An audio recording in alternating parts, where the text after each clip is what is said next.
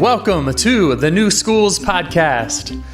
Today, we're going to explore the North Star model with Mr. Kenneth Danford. Ken is the co-founder and executive director of North Star, self-directed learning for teens in Sunderland, Massachusetts. He is also a founding board member of Liberated Learners, where he consults with people interested in adopting North Star for themselves. The primary goal of North Star is to help teenagers feeling trapped in school by exercising the homeschooling option in a unique way. Ken got his master's degree from Brown University and has authored the book, Learning is Natural, School is Optional. What is North Star all about, and would this model work for you and your team? With decades of experience working closely with teenagers and families, Ken answers those questions and inspires us all to imagine the possibilities outside of traditional school.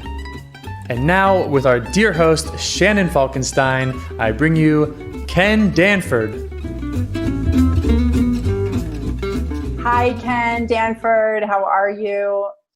I'm Shannon Falkenstein. Great to meet you. Thanks so much for being on the podcast today. And tell us, I always love to start with the origin story. So tell us a little bit about your backstory and how did you come to be an innovator in education? Well, thank you. I'm glad to be here. Thanks for having me. It's always fun to come on to a new audience. I came to North Star from a very ordinary, traditional backstory. I grew up in Cleveland, Ohio, in the suburb of Shaker Heights, went to public schools, K through 12, liked them, had a very good experience, did well, went to Amherst College, did well, went to Brown University for teacher training, with Ted Sizer and the Coalition of Essential Schools, the intention of being a teacher for a while and then a school reformer, planning to become a principal or superintendent, and to make schools, happier for more kids and more useful for more people. And I first taught in Prince George's County, Maryland for 3 years. Took a year off with my wife when we went to Ecuador for a program called World Teach. And then came back and got a job in Amherst, Massachusetts, college town, and hit the wall. These were all public school, 8th grade U.S. history teaching jobs. So public school all the way through. And I was in a doctorate program at UMass to become a administrative person, principal, superintendent, Secretary of Education by now. But I hit the wall. I was teaching kind of what I wanted to teach. I had some decent amount of freedom to be a revisionist history teacher in school, which was good, and teach against the textbook. We reasonably well paid, and the school was reasonably well ordered and calm, and it was a good place. But most of the kids didn't want to be there. And it was my job to make them want to be there and want to do the work. And, kids were willing to do what they needed to do to get the grade they wanted. But most kids wouldn't sign up for 8th grade U.S. history if they were given a choice. And I found myself, hollering at kids, you better do my work or else you'll be doomed. Because if you get a bad grade in 8th grade history, you're doomed. You don't want that. So you better make up all this work quick. And I was also fussing at kids about the bathroom. You can't go to the bathroom. You got to take off your hat. You got to stand for the Pledge of Allegiance. It was just a lot of fuss and bother, right? And I was meanwhile teaching in my class about unions and strikes and protests and change and democracy. But I told them to sit down and shut up and do what I said and like it. And, there was too much cognitive dissonance there, right? And how come I was all stressed all the time and these kids were just not caring enough, or they only cared enough to resist? This is no good. Who invented this system? I mean, I didn't have that experience as a student. I just did all my classes and I complained about them, and many were boring, but I got A's in them, and, I just did school and I thought I could make school better. But here I was, mad that kids didn't care. And then, it became evident to me at some point that it was fair that they didn't care. They had other hobbies and interests. They were artists, they were musicians, they were writers, they were outdoors people, entrepreneurs. or just kids and, immature. And why should they care so much? I mean, there's a good reason they should care, but, adults don't care either half the time. So, and no one can make me do things I don't like. I don't play an instrument. There's a number of things I don't do, and no one can make me do them. And it's really okay. We let adults be adults. We don't make everybody do a little bit of everything every day. And I really began to think that schools should let kids choose more about what classes they did. And if they don't do history or they don't do math for a year, probably not going to kill them. And just let them, can't we make this place more friendly and accommodating and respectful even? It was kind of a basic respect issue. And it became pretty clear that, that's not what schools were ever going to do. That, I'm in my doctorate program and no one's talking about this sort of, you don't ask kids whether they want to take history or math. That's not a thing. Schools know what kids need to know. They need to read, write, count. They need to, know science and history, and they better do it and show that they've done it. That's what schools are for. So I was becoming kind of stuck and not sure where to go with my life. And because being a principal or superintendent wouldn't put me in charge of changing those kinds of things. A principal can't say to kids, only come 3 days a week, or, don't do history this year. Principals can't do that. They get fired. Superintendents can't do that. They get fired. So these are not changeable, up for discussion topics. And at that time, my pal Joshua Hornick gave me a copy of Grace Llewellyn's book, The Teenage Liberation Handbook, How to Quit School and Get a Real Life Education. A book at first I wouldn't accept from Joshua, even though we complained about schooling all the time and how we were frustrated. It was a little too new agey, it was a little too absurd, and I had never heard of the word homeschooling, and I didn't really want to know about homeschooling because it was just an isolationist, obnoxious thing for people to do who didn't want to grapple with the system. Anyway, I finally took his book and I read it in a night, and I was flabbergasted that there was such a thing as, wait, homeschooling doesn't mean schooling at home, being taught by your parents at the table, just replicating. Wait, these kids are just like building, cars, and they're with their llamas and goats, and they're just, writing their plays and not reading books, or they're only reading books, or wait a second, this is cheating. They're just playing chess and then they win the tournament. Well, of course they won the tournament. They didn't have to go to school. No wonder they were good at it, right? Or they're farming, or, and it turns out there was this whole world of unschooling I didn't know anything about. And so then I stopped this was earth-shattering to me, that there were people functioning in the world who never went to school, would never go to school, didn't have people like me in their lives giving them good U.S. history to learn. But they could get into college, they could start college early, they were becoming professionals, the world loved them when they were 17 and 18, they were cheating and getting away with it. This was crazy. And so I stopped everything, and at my doctorate program, I turned all my classes sort of into this independent research on homeschooling and unschooling and who are these been. I interviewed a bunch of kids, I did college admission studies, and I read all the books I needed to read, and I did a whole thing there, right? And I ended up not completing that 5-year program. I'm not a certified administrator, self-directed administrator. Anyway, and I found out this was just all true, and it was a culture I just didn't know anything about.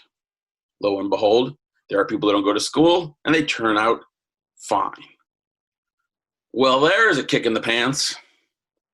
So then, there was never really a moment where Joshua and I thought about trying to barge in on the existing unschoolers of the world. They didn't need us. They didn't want us. There weren't very many of them. There might have been like a half dozen in Western Massachusetts in my neighborhood at that time. Like, there weren't very many of them, and they have no money. And they're fine. They're healthy. They don't need me. It became instantly obvious that the thing that we should do is quit our jobs and help all the kids we're tormenting quit school. We should help all these kids use unschooling. But you just don't give them Grace's book and say, did you all know there's this alternative way to go? Go do it. We'll coach you.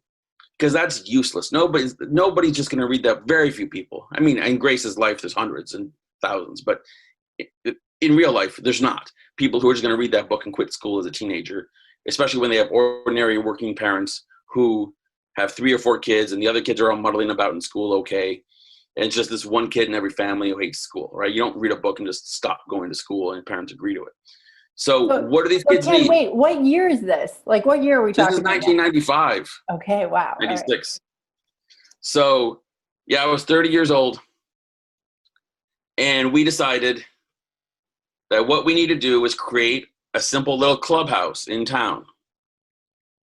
And at our little clubhouse, we'll meet the families. We'll explain that there's this alternative way to live. We'll coach them into writing the homeschooling plans legally so everybody's out of school good, clean. At our little clubhouse, we'll have book groups and history groups and science groups, and we'll have a rock band and theater and yoga, and we'll organize hikes and trips, and we'll do some one-on-one tutoring. And it's evolved to now include everybody has a once-a-week mentoring advisory conversation about your life. We try to get kids out into internships and jobs and volunteer work. And your life doesn't revolve around the center any more than any adult's life revolves around one club, or it could, but it doesn't need to. So imagine helping kids legally file homeschooling plans they never would have done without us, right? Their siblings still go to school. Their parents sometimes work in the schools or have day jobs or normal human beings. And we are coaching these kids to opt out of school, come hang out with us, pick and choose from a number of weekly, once-a-week classes, ask for some tutors, have an advisory, get out into the world and do some things, stay home and do their own projects. And as they get a little bit older, they start doing community college, having more serious jobs, and transferring on beyond North Star whenever they're ready to move on at whatever age. And if they need a diploma, they mostly get the GED, now called the high set in Massachusetts. Some homeschoolers, unschoolers worth their own salt, they make their own diplomas, but that's not the population I've been working with for the most part. That's not your life. Those are your lifelong artsy craftsy unschoolers. So mostly we get the GED, throw it in the drawer with your birth certificate and your passport and your driver's, and it's fine. If you ever need it, you pull it out and show it, right? It's 16 years old. It's a very simple test for most of these kids. And so, but on top of that, everything at our clubhouse center would be voluntary. Don't come to my history class. Go play with the llamas. See if I care, right? Read books. Don't read books. I mean, I'll have my opinions and suggestions if you ask for them, but I'm not going to sit here and judge you. I'm not in charge of you. I don't want to be in charge of you. And I'm going to respect what you do. And so there's no grades. There's no credits. There's no diplomas. I can't make kids do things. I can't stop them from doing things. I mean, one of the funniest questions at the beginning was a young person who asked, if I go to North Star, could I study Spanish and French? Like, I don't know. Could I stop you? Like, what are you talking about? What kind of question is that? I mean, it's such a schooled question, right? And so, and then kids, sometimes they stay at North Star through 18, 19 years old, like a gap year, they're still with us. And sometimes at 16 years old, they have the part-time job, the driver's license, the community college, and they're off and running, and they don't need North Star anymore. They're post-teenagerdom at 16 years old, right? And mostly it's in the middle somewhere, and sometimes we get kids out of school to homeschool just for middle school or junior high at like 12 to 14 years old. They just needed the year out then. They just needed to grow up. And then they want to go to regular high school. They win the lottery to the charter school. They find a private school, like an academy they want to go to, or something more structured. Or that, the North Star doesn't sit quite right. Homeschooling doesn't sit quite right for them. So sometimes we get the middle schoolers to skip middle school out, and then they go to high school. But for the most part, we're getting kids who come out of early high school, late middle school, and stay out for the duration. And their next move, if they're academic, is through community college and to four-year college. And we've had kids go to Brown, Columbia, MIT, the whole who's he, what's it. And mostly it turns out to be a brilliant way to do it. Everybody should do it anyway this way because it's affordable, it's cautious. You take a couple classes part-time when you're still living at home. You get a year or two done of college through community college while you're still living at home before you're 18. You only need to go to the four-year college for 2 years or 3 years then. But you actually know whether you want to go and you know why you want to go and you know whether you like studying in that way. And of course, if you're not academic or you don't like it, so work. So travel. So go do the circus. So go work on a farm.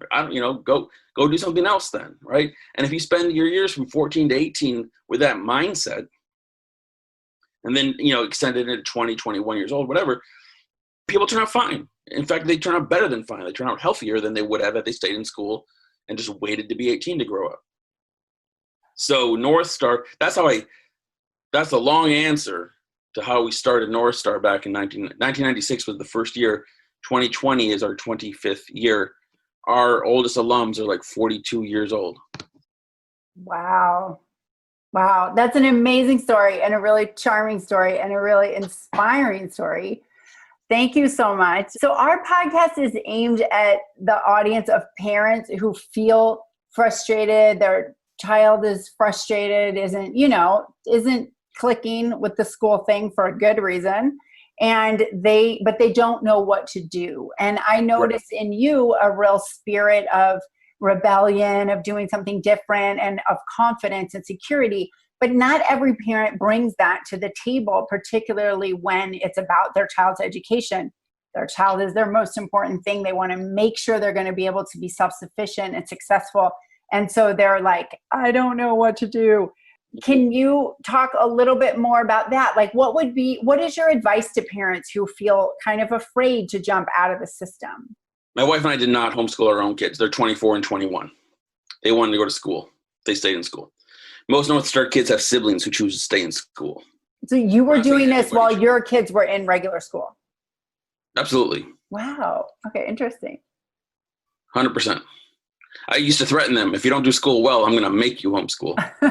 It's hilarious. If you're going to waste your time going there, then at least go there and take it seriously. Don't be a nuisance. It was great. So the main lesson is I believe that a good 90%, if not more, of families and teenagers need a little clubhouse like North Star to sustain homeschooling for the duration.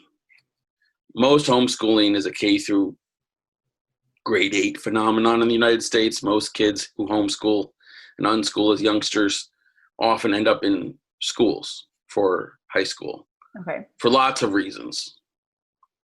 For academics, for college prep, for science labs, for sports, for romance and meeting more kids, for getting away from their parents, to satisfy the question of, can I do it? How can I really do this thing? What have I been protected from, right?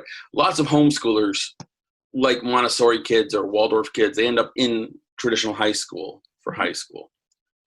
And so most people aren't that eager to opt out of school alone.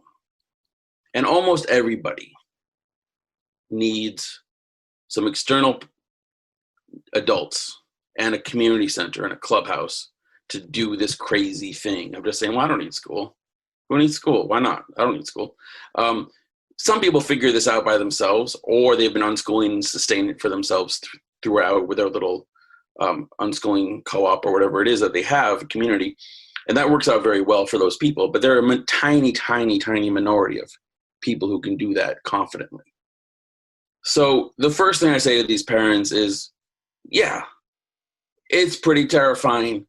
And the reason I run a Clubhouse, I run a center in North Star, and I created a network of centers called Liberated Learners, is because I think most people need what I'm offering. And for me to simply yak at you, theoretically, you don't need to send your kid to school. You should just pull them in homeschool would be nonsense if there's not a center or a support network for you to have some relief from. Okay, so first of all, I recognize the terror and I recognize the seriousness and the hardship of this, right?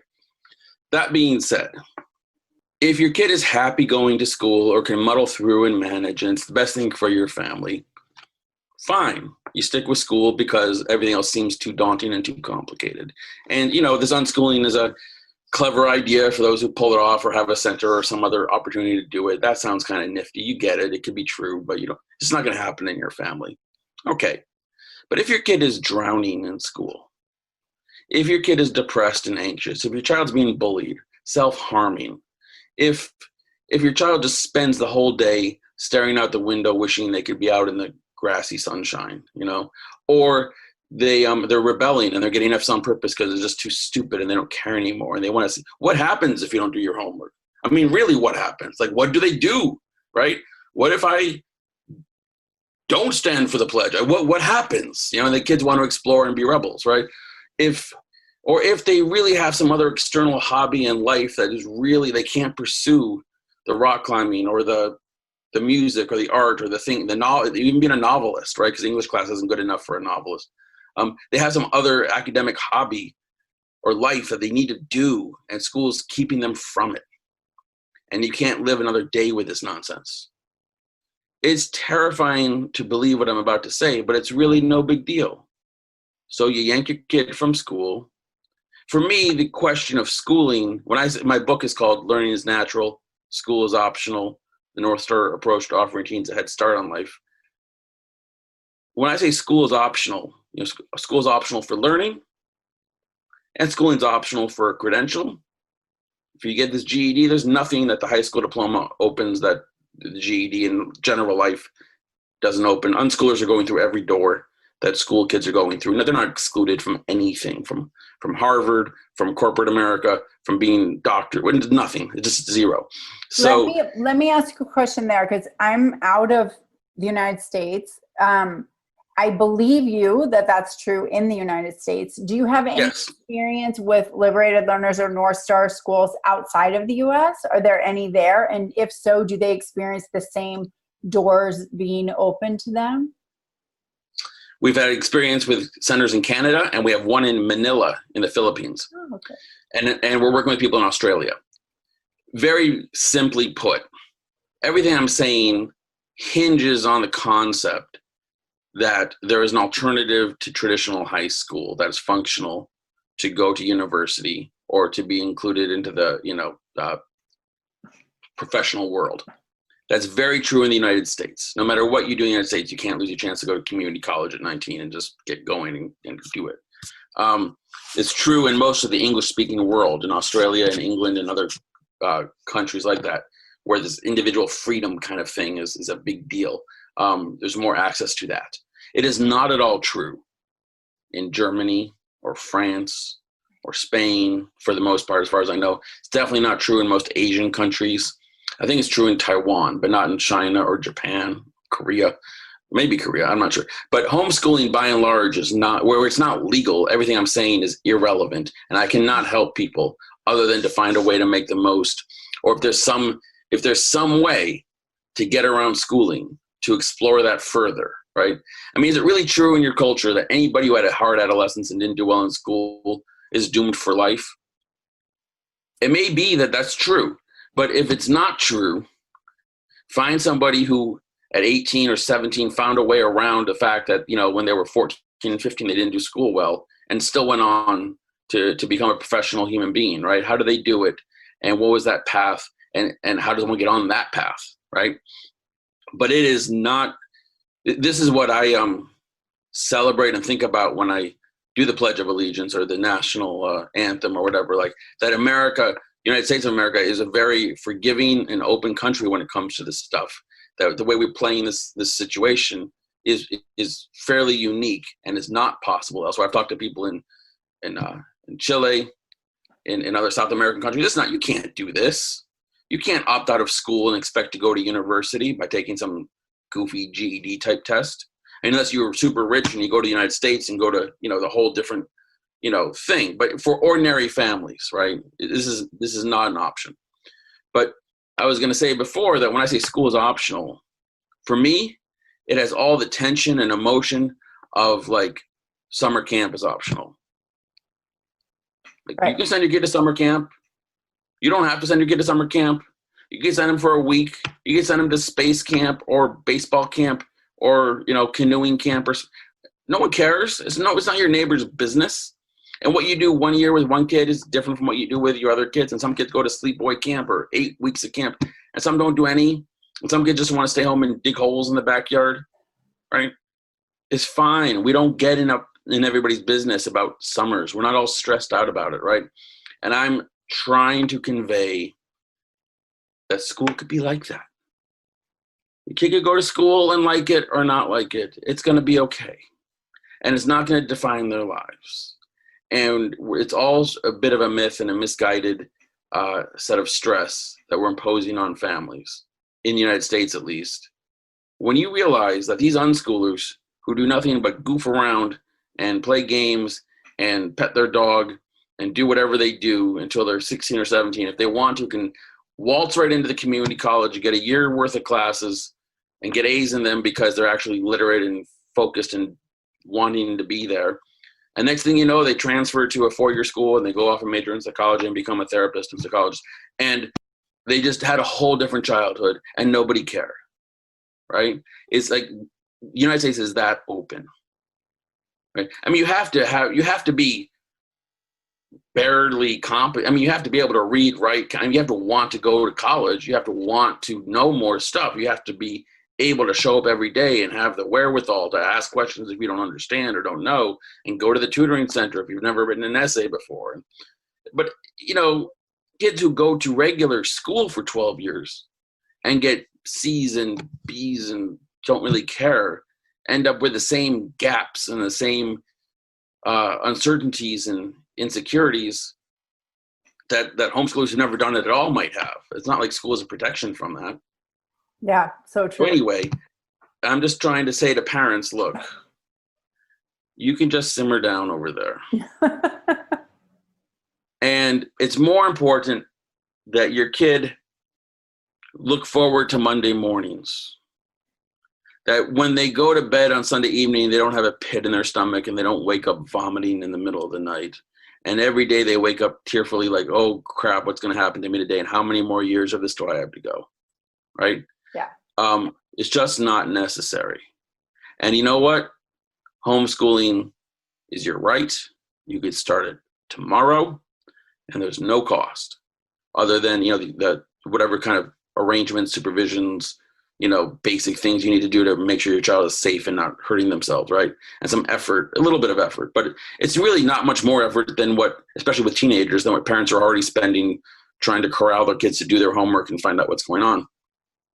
And frankly, while, you know, homeschooling is certainly a heck of a lot easier with a lot of money, you know, there's the public library. There's lots of places to volunteer and learn things. There's the community television stations. There's farms that need workers. I mean, there's really a lot one can learn for free in 100, you know, ways. So I prefer to have some funds to hire some tutors or go on some traveling things or buy some computers or equipment. Like money certainly makes things easier, but one can homeschool for a tiny fraction of what private school costs. And you can homeschool as a poor person essentially for free. Immediately, yesterday was your last day of school in a way that is just colossally powerful and accessible. And for North Star, we've had a commitment from 1996 till today and into the future that we've never turned a family away that can't afford our fee. We've welcomed every single family who's ever been interested. Our fee is, you know, $3,000 to $8,000 a year these days, but many families can't afford it. We welcome them all. We do about $100,000 in fee reductions, and we try to make it up with fundraising. That's a whole nother can of worms. But we've turned nobody away for being poor, and we've turned nobody away for being a hard case or having bad grades. We don't have admissions. It's not like a private school where we're only taking the likely success kids or the ones that we like. Anybody who calls North Star, we meet with, and any kid who wants to join can start tomorrow. And we've never crossed over too big a membership to have a wait list. So we've never turned anybody or delayed anybody, right? That is because it reflects the power of this model and of the homeschooling approach. That anybody who gets a little bit of a clue into this world could choose to opt out of schooling tonight and not go to school tomorrow forever again if they don't want to, right? Yeah. For free, right? I'm sure it's that simple. That message feels very relieving to a lot of parents and to a lot of students. I'm sure that message lands very comfortably in their soul. That's really great. How many, you started with one North Star in 1995, and how many are there now? And is that related to the Liberated Learners Network? That's correct. There's one North Star still and only. Oh, okay. The other, there's 11 centers. They all have their own names. They're all their own legal entities. We're not franchising, and I'm not in charge of them. They're collegial. They're my allies and my peers and my colleagues. We share ideas horizontally back and forth, and we all pay in the same amount to a network for liberated learners to have some shared resources and projects together. We have conferences, and we have, all kinds of. Now we're actually sharing some Zoom classes for our students because everybody's at home in the global pandemic. But there's 11 other centers. We're different from a homeschooling co-op in that most of our kids are not previous homeschoolers, and we're not, scraping it together with parents hanging out and doing all the work in the centers. Mostly we're either disgruntled, disillusioned professional teachers who are leaving schools to do these places, or they're kind of veteran homeschooling parents whose kids have aged out and they want to keep their finger, they're themselves in the party, and they're glad to share their confidence and experience working at a center. So we get some, and then we get some young folks, we get the 20 somethings, the AmeriCorps people or whatever, who are, and we all make chump change. We get paid much less than what public schools can pay. We don't get the benefits and the pensions and the things of that nature. It's much more like a private school in that sense. There's zero guaranteed dollars, right? So it's the staff. There is privilege among the staff to be able to have their lives. Many of the staff work at these centers part-time, only 2 days a week. Most of the North Star staff have other jobs from which they're getting health care or more money. And, they do North Star some days a week. We have about 9 people sharing about 5 full-time positions. So 2 of us are full-time, 3 of us are full-time. And so, the financial thing is kind of borne by staff working for less than what public school people would make, right? Okay. And so you said there's 11 centers, and that you said 1 is in Manila, 2 are in Canada. You have 1 in Massachusetts. There's none in Canada right now. There were some in Canada, but not right now. But we're working on it. And I spoke with, can't remember her name right now, of Epic Learning Center. Cassidy. Yes, Cassidy Youngest. Cassidy Youngest. Yes, thank you. And she's a Liberated Learners school, yes. Right? Yes. Yeah, she was amazing. Yeah, we had a great interview. So she's really wonderful.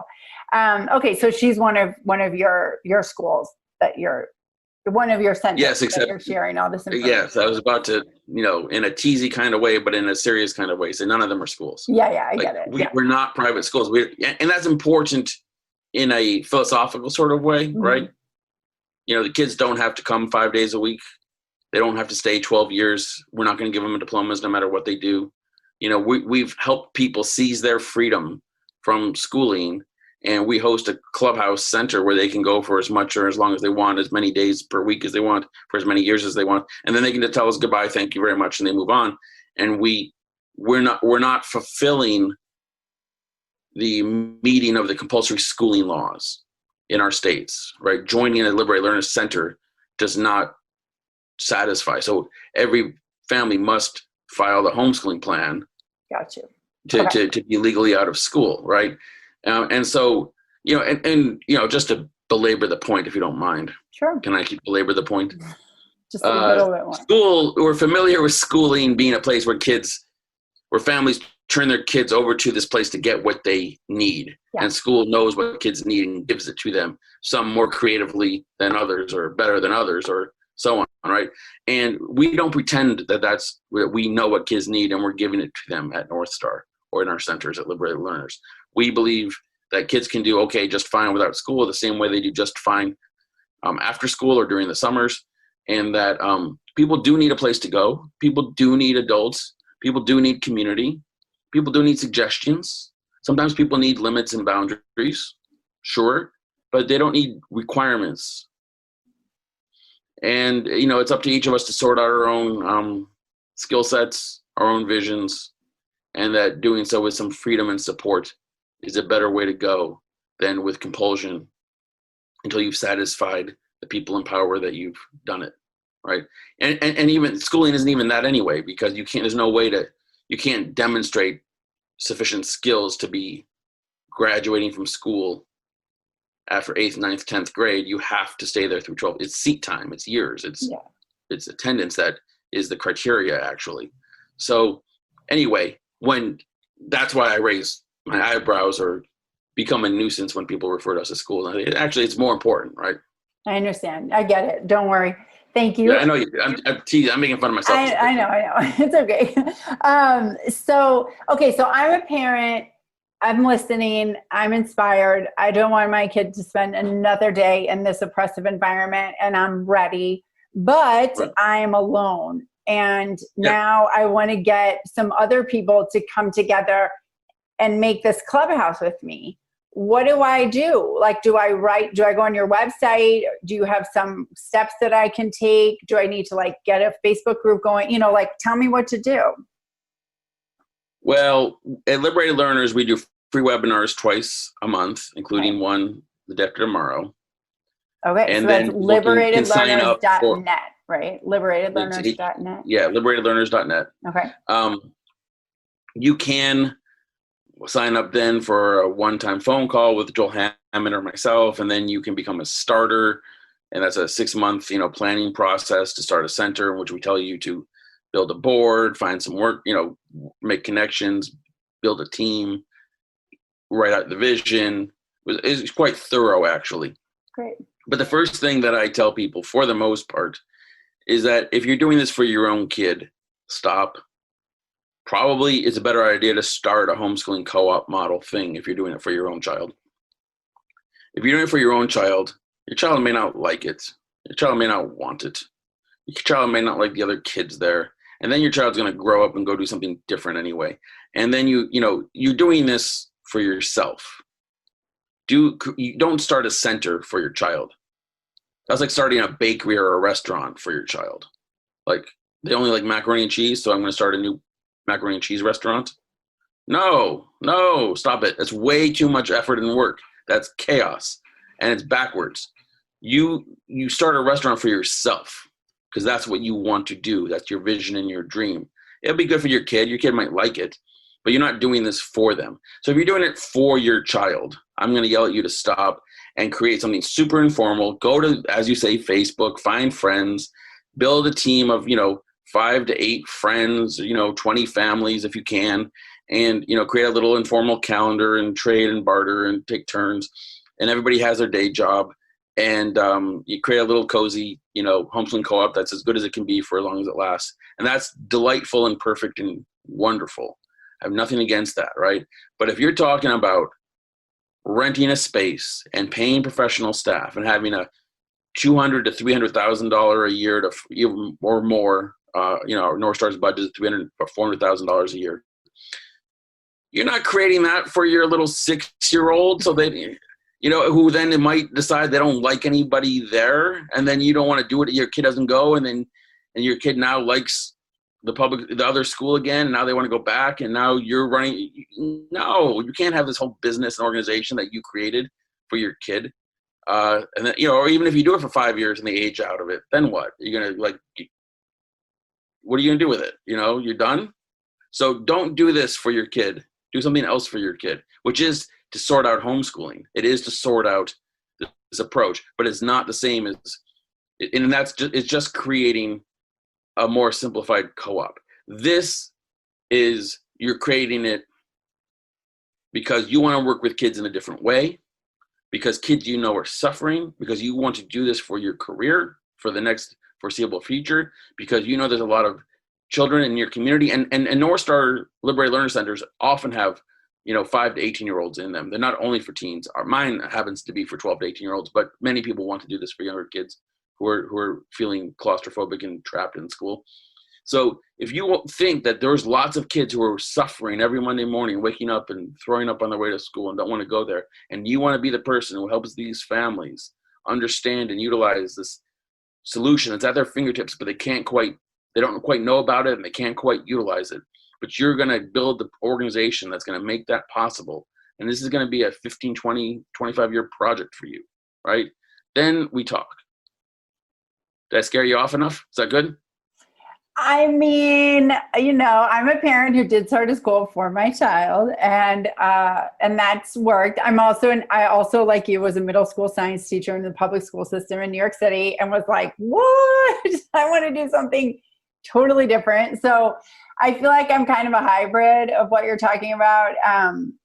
So yeah, but I guess people can make their own decisions. And if they're ready to do a homeschool co-op or do a Liberated Learning Center, they can come and knock on your door. So do you coach some parent of a 6-year-old to start an acting academy school? Yes. You do? All right. Yeah. And does it work? Yeah. Yeah. Every Acton Academy owner is a parent. You have to be a parent because they want you to have skin in the game, you know? And we're young. We've only, they only started in 2009. And so as far as I know, no owner's children have graduated yet. So I see what you mean about the future. I think the idea then is that other parents will take over the school and keep it going over time. Well, that's genius. Good. Excellent. I'm glad that's happening. It's just different ways of looking at it. It's right. we're all experimenting and we're all exploring, and we'll see what happens, and everyone will deal with their own situation the way they best need to. But I appreciate your point of view, definitely. Many of the staff at North Star over the years have had kids attend at some point, but many of them have gone on to try high school. Like they don't necessarily want to stay at North Star. Yeah, ours too. We have, that's like many Acton owners say, and now my child's 13, it doesn't want to go here anymore, and I started this whole school. But the owner keeps going, and the child maybe goes off and tries another school, decides to come back, doesn't decide to come back. Everybody has their own beautiful story, Tell us a story. Like, can you tell us a specific, inspiring, outstanding story of a learner who came to you and it was just a great fit, and then they went on and found their passion or found their life's work from that they may not have found had they stayed in the regular school system? Sure, I could think of probably any millions, right? But pick one. Yeah, I'm working on the alumni research right now. There's certainly about 500. Okay. So of the 500, about 200 qualify for that. Not every story qualifies for that. I don't mean to overstate the case. I just recently wrote a blog about a young fellow who was rebellious in school, didn't like it. Just your average 13-year-old boy who just didn't like school, found it kind of stupid, and he was really into fishing. And he came to North Star, and he would come to North Star 2-3 days a week, but the other days a week he'd go spend all day fishing. He would take his video camera and film, have it rolling all day. Then he'd go home and edit the videos, and he got all sophisticated with his video editing and created a YouTube channel of, fishing videos. Started getting fishing companies to sponsor him. And, he's 18 and he is now launching a fly fishing guide business. Wow. Right? Nice. And, but he's just had fun the last 4 years, right? He's also had a slew of ordinary part-time jobs at grocery stores and farms and restaurants, just trying to make enough money to fund his thing, right? He's done some community college, though he stopped because he doesn't want to do it during the pandemic with online learning. We have, so I just did 3 interviews for the Homeschooling Global Summit over the summer, and they're posted on my website. And if you can go to the Homeschooling Global Summit, you'll see them there too. But, there's a young woman named Emma who's just perfectly mainstream, capable, doing well in school, but bored, and would just, tell her parents every night how stupid this was, and I'm waiting so much time, and isn't there a better way to go? And finally, her parents, who had done alternative college, they'd gone to Prescott in Arizona. Mm-hmm. Her mom was like, "Well, fine, then stop going to high school if you don't like it so much." And the kid was like, "Wait, what?" And so she found North Star on the search. She came in for an interview, and she was like, "Yeah, I want to do this." Right. So she comes out of a fairly successful high school career, good at reading, writing, counting, and just going through the system. Gets very involved in North Star for a couple of years. Has a part-time job at a children's clothing store. She starts doing community college at 10th, 11th grade age. Gets into outdoor stuff. Finally transfers to Sterling College in Vermont, which is a small farm school. Graduates by the time she's 21, comes back to our area and gets a job at a premier nonprofit that's a farm community, CISA, community involved in sustaining agriculture. Be a local hero campaign. Anyway, she's working for them in her field at 21 years old. It's just not even a big deal, right? We have loads of kids who are musicians. We have loads of kids who are athletes. Some are in the circus, like Cirque du Soleil type circus. We have one went off to be a bike racer. We have others who are mathematicians, and we have several kids who are college professors now, in their 30s. Some have become doctors, some have become lawyers. It's just not that big a deal. Like, kids go off and they're glad to have had a better childhood, and now they're, they go from homeschooling to community college to four-year school to graduate school to, everything that's normal or not normal or whatever. But so I could go on. I mean, I could give you 400 stories. Sometimes they're life-saving, kids who are depressed and, suicidal when we meet them. We have a young fellow right now who was the most autistic kid we've ever had. And he came in, he wouldn't talk to us, he wouldn't look at us, he wouldn't respond to us. He would just he hated being in school because, from what I can understand, he was stood over by an aide all day, every day to try to get him to sit down and do his work. And he came to North Star and just kind of swirled around outdoors, fighting imaginary creatures with imaginary weapons and making whooshing sounds. And then he'd go up and down the stairs and open doors, and we had to tell him to stop because he was interrupting classes and advisory meetings, which he did. He could listen and stop. And I swear to God, a year later, he starts coming in and says, "Hi, Ken." I'm like, "What, you talk?" And then, now it's just like an ordinary conversation. He goes on our hiking trips. He's in our science classes. He walked into a geology class today. He knew all the rocks. Like, what are these rocks? And he'd already known. He's spent all the time reading and remembering everything he reads. He's super smart. But what his parents call it is just the radical acceptance. We weren't trying to fix him. We weren't trying to do anything to him. We just tried to ignore him as much as we could. And when we couldn't, we had to tell him to please stop opening that door or, whooshing around us, please.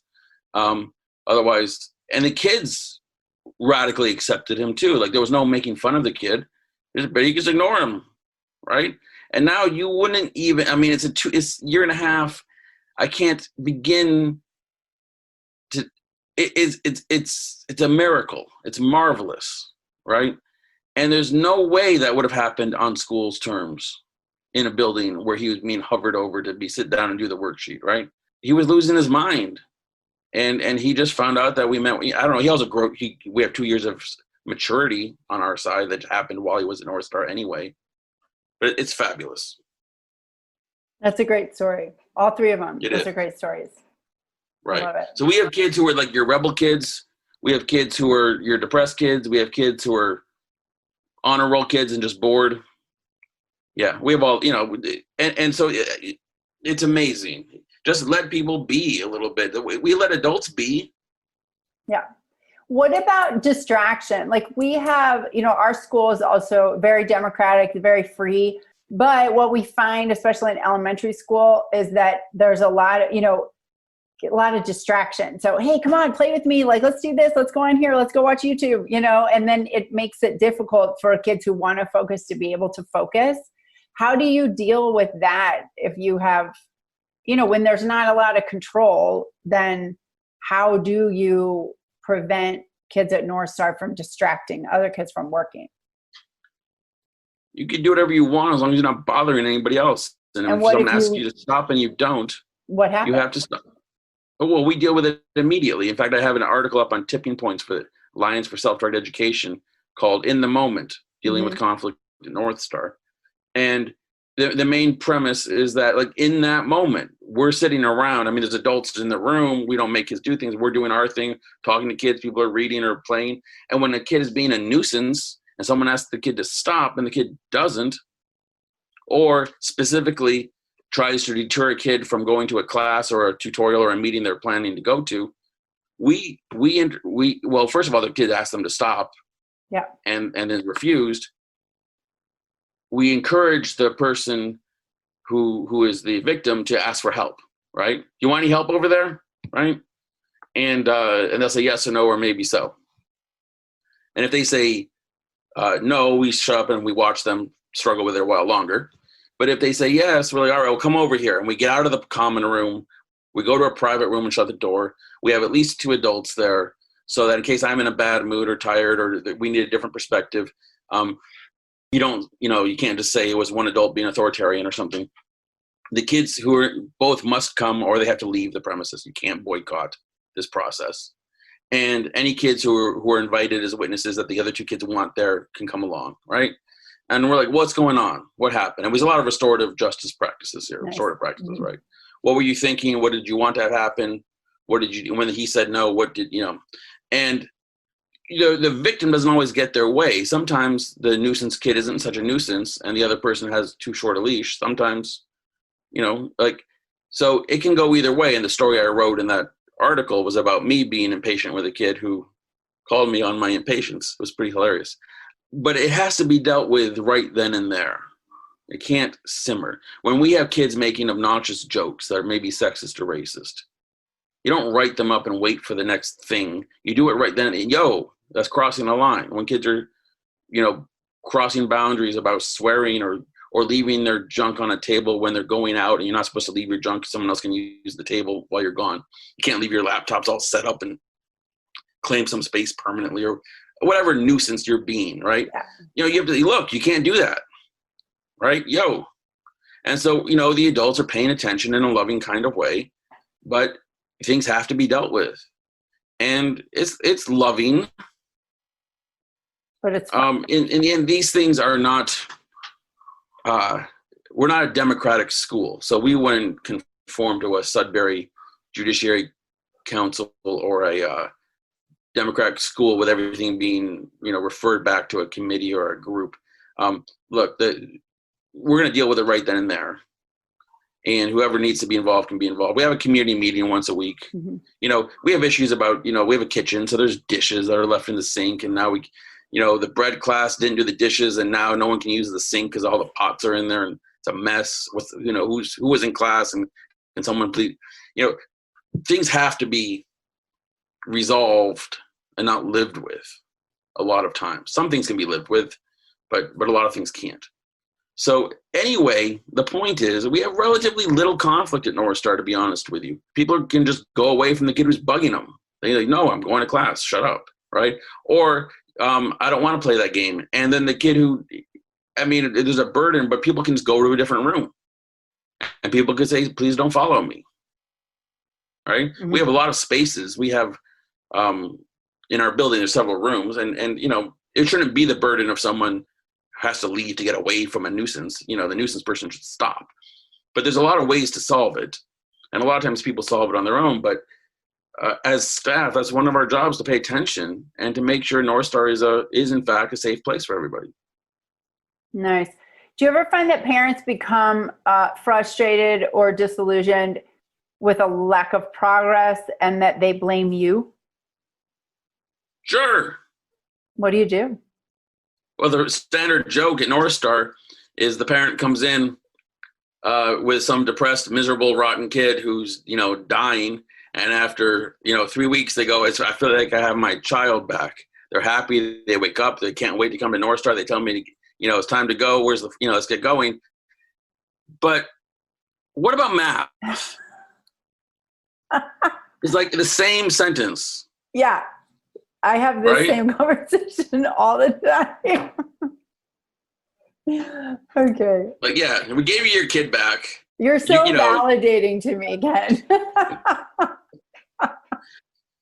So this is just nonsense. It's utter nonsense. Right. Your child is no longer. But you can't say that. I don't say that to a parent. Right. I'm much more respectful.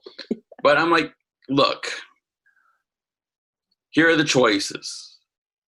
If your kid wants to do these things, we'll help them. We have classes and we have tutors. We have weekly advisories. We're going on the list every week. And I say, what are you reading for fun? And they go, nothing. I say, do you want any suggestions? No. You sure? Yes. Do you ever read? No. Do you listen to books on tape? Sometimes. Do you care? No, I'm fine doing my drawing. Leave me alone. Right? And I'm like, oh, interesting. How are your parents feeling about that? And they go, they don't like it. I said, oh, do you fight with your parents? Yes. Do you want any help with that? No. All right. So, it's not that we don't know these things or the lack of progress is like somehow a mystery or a surprise. Like we see what the kids are doing. We know how they're more or less spending their time. We're in on life with them, right? And everybody's like, so then we look at the parents and I say, well, look, if your kid agrees, we'll give them a tutor. We'll do math till the cows come home. I love math. Math's valuable. I can argue that math's are the secret plans of the universe and everybody should learn math, or that, the science is important. And, it's not that it's not important or interesting. It's just that your kid doesn't want to learn it right now, and we're not going to make them. And we're not going to tell them they're ruined for not doing it at this age. So, but if you want them to do it, you can ask them, and if they say yes, we'll help. If they say no, you can hire a tutor at your house and seatbelt them in and tell them there's no going out until they do it. You can, take everything away and go to war with your kid, and, you won't. They'll just scribble it out and say, is this enough? And then you have that battle, right? Like, really, there are times when it's appropriate to do that as a parent. I mean, I don't think parents should just surrender to some unschooling philosophy that whatever my kids do, they'll be fine and I shouldn't do anything. I mean, I didn't let my kids eat whatever they wanted. I didn't let them go to sleep whenever they wanted. I mean, there's some things you can't control at some point, yeah. especially when they're like older. But for goodness sake, when we're talking about, up to 14 or 15, you can't control it, but it's appropriate for parents to be worried and concerned, right? And so you can arrange to, or I say, look, you're here for a reason. School wasn't working. If you think putting your kid back into a regular school or a private school that, suits you, that you can afford, is a better match, then please go do that. I'm not criticizing, or I'm not saying that this is the one best thing that everybody should do. So go find a better school, go hire a tutor your kid likes, you go make them do it, right? You don't yell at the gym coach if people come to the gym and don't really exercise and then eat McDonald's and get fat. Like, you don't blame the gym. You don't blame the librarian if your kid goes to the library and only takes out videos. It's not the librarian's fault. Stop it. Yeah, I don't want to hear it. Go away. But I'm going to channel you. I don't do that. I just did that to chuckle. All right. But then I say to the kid, look, for this to work, your parents are supposed to worry. Your parents are being awfully normal. You haven't counted in 2 months. They don't, you haven't done a math problem. You haven't written a thing. All you do is play on your phone. Of course they're worried. What do you think, right? This unschooling thing is awesome. It's going to work. But, it's a 2 or 3 year process. It's not 2 or 3 months. And for you to get that time and space, could you throw your parents a bone? Could you do a little bit? Could you acknowledge that they're being semi-normal and that, you're just not some spoiled brat? Could you please? And then, some kids get it, and sometimes there's a solution in there. But a lot of times kids get it, and they just know that if they do what their parent wants, it's a slippery slope to ruining the whole thing, and they'd rather go down with the ship. And I see kids who just go to school for 9th grade after being out for 7th and 8th because they'd rather just go to school and be done with it than have this threat and this bother and moving goalposts. Every time they do one thing, then it's one thing more. And it's every time the parent comes up with another wonderful idea the kid ought to do, the kid has to do it, right? So, the kid's like, either I get to have my freedom and my space and the trust and the chance to figure this out for myself, right? Or I don't, right? And some of those kids have gone on, we had one kid who, when he was in middle school, just came to North Star, was super pleasant, friendly with everybody, but kind of just didn't go to a ton of classes, hung out in the common room, chatted all day, did interesting, he's a good guy. And his mom would just come to our meetings and cry. He hasn't read a book. He's not doing any math or science. I know he's a nice boy, but he's not doing anything. And then the kid would be upset because he's like, Mom, I'm not trying to make you cry. But you have to understand, I'm waiting for lightning to strike. And if I just fill up my time with all your stuff, it's never going to happen. So just hang in there. I'm fine. This is all going to be fine. But I just can't do what you want me to do. Right? Yeah. And that kid ended up starting to sneaking home math books in his backpack. Didn't tell anybody. He started teaching himself math. By the time he was 15, he was doing calculus. By the time he was 16, he was doing calculus too. He ended up double majoring in math and Chinese, and he's a professional mathematician now. And, at 13 years old, he just couldn't satisfy his mother without, and this is common, the kids that we're dealing with get to a point in their heads, and it may be true for everybody, but it's especially true for our kids. They get to a point where they want to just know that they're doing the thing they're doing for themselves of their own free will and not out of fear or pressure from their parents. And it's, if they're not 100% sure that this is something they really want to do, they're not going to do it. They're only going to do things they're sure they're doing for themselves, right? And that can look like an awful lot of nothing and when you're 13 or 14, right? And it can drive parents batty. But the kids who do it, and they're not, let's presume that they're not like stoned and shoplifting and having sex, and this is a whole, excuse for being a hoodlum, kind of, can go trick my parents to, get me out of school so I can be a goof, right? It's not that, right? But it's really an existential question of free will and not sure they have it and not knowing. And the only way they know, sometimes I say sometimes you just have to empty out your whole closet and then you carefully put things back in, right? But sometimes when you empty it out, you got to leave it empty for a day or two or a week or a month before you start putting the stuff back in. I don't know. People got their own hangups, right? Yeah. No, and I people think have that's to know amazing.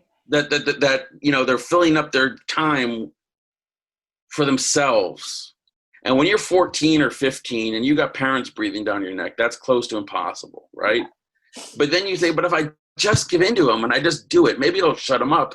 But next thing you know, it's going to cut off, what if I just wanted to, go outside and contemplate, the arc of the sun and then draw it or something. I don't know what I want to do. I can't even think of it, what I want to do yet. I'm listening and I'm seeing what other people do. But if I start making sure that every day at 10 o'clock I read for an hour, then I never have an open day to just like see what happened on, like, I don't know, it's mundane like that, right? But these kids say no to what seem like entirely reasonable, normal requests from their parents who are really trying to be patient and give their kids space, right? They're not crazy parents.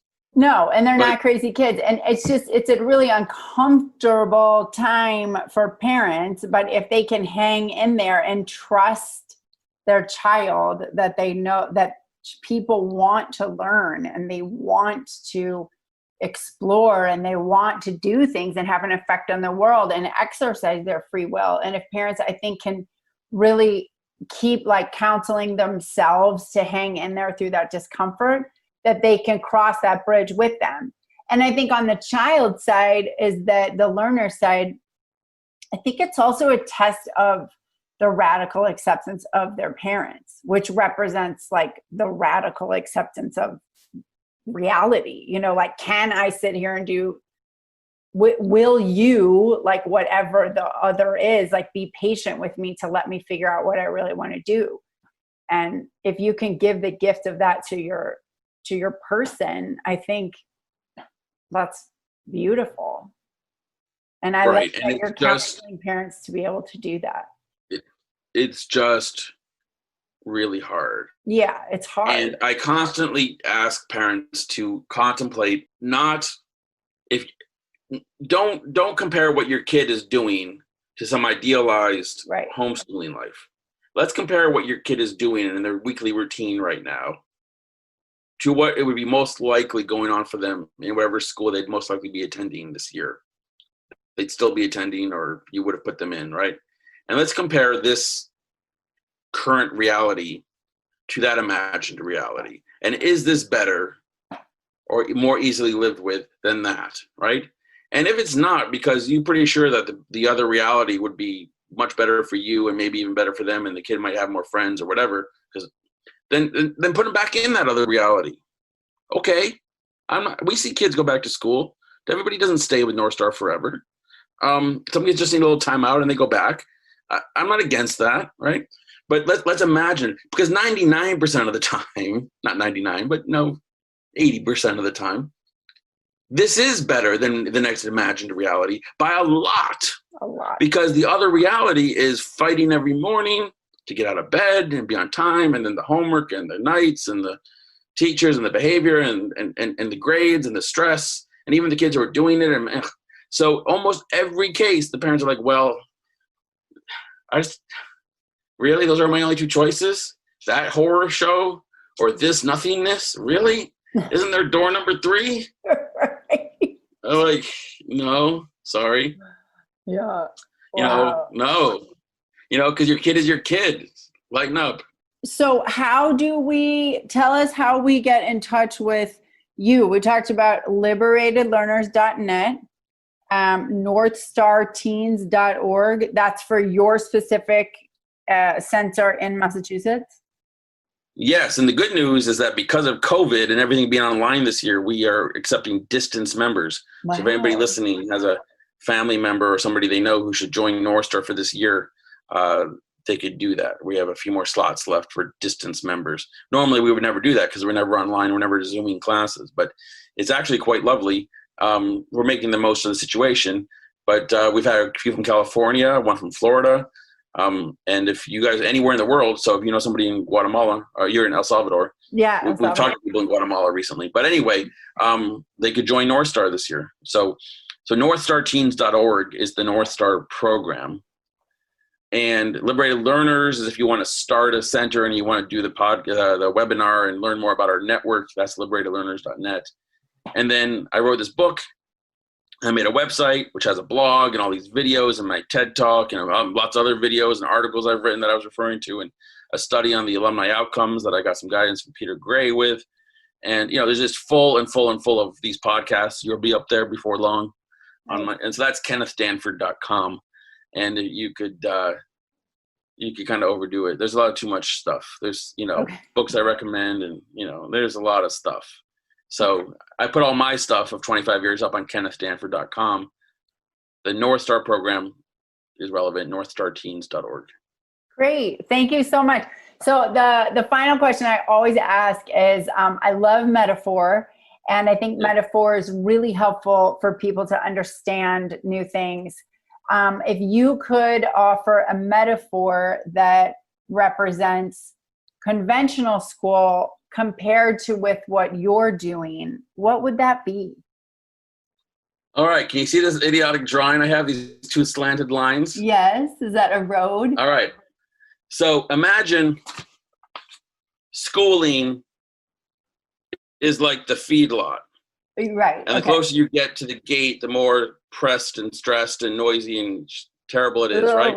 Yeah. And people are pressing through. And you think, or you want to brainwash the critters and every people that if you get through that gate, on the other side of it is nirvana, heaven, the good thing that you want to get to. It's worth it to get through there, right? But it's a lot of stress and bother. It goes from, pretty wide to then very narrow, and it's terrible. All right. Who knew that these lines are not actually walls? They're just lines painted on the ground. And that at any moment, you could just step right over them.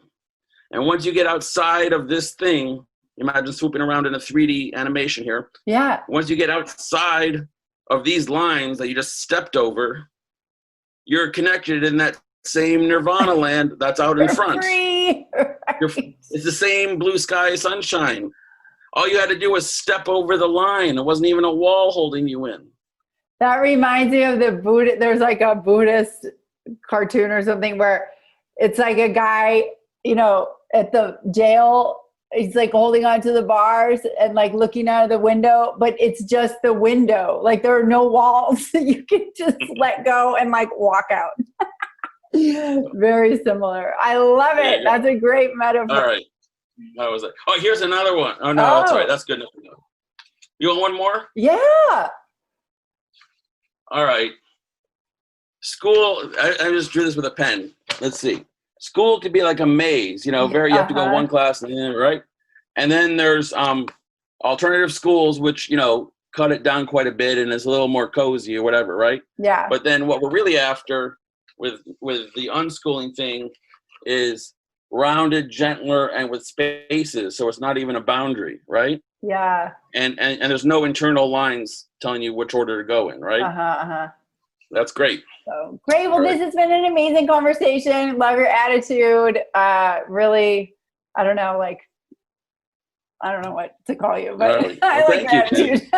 It's really helpful. And I feel like we're in the same corner and we're doing the same thing. And it's just really Amazing. great. All right. Well, good. Well, good luck with Acting Academy. And I hope your kids stick it out long enough for you. Well, you're already feeling satisfied with it. You seem pretty happy with what you're doing. I'm really happy with it. I love our model. I love it. I think it's great. And I love your model too. Like, I just think, and there's so many things that are similar that, in all these, I've just been having such a good time on the podcast, talking to tons of different people doing different things. But what I start to realize is there's so many commonalities between what all of us are doing, because we're really following the learners. And this is just, it's like Maria Montessori. It's like observing what people are doing and what they need and then responding to it. So it all ends up being kind of the same thing. And Acton has more structure than what you are doing. And I'm fine with that, and our learners are happy. So it's all good. But great talking to you, Ken. And I hope our paths cross again. I hope so. All right. Enjoy. Thank you. Take care. Bye.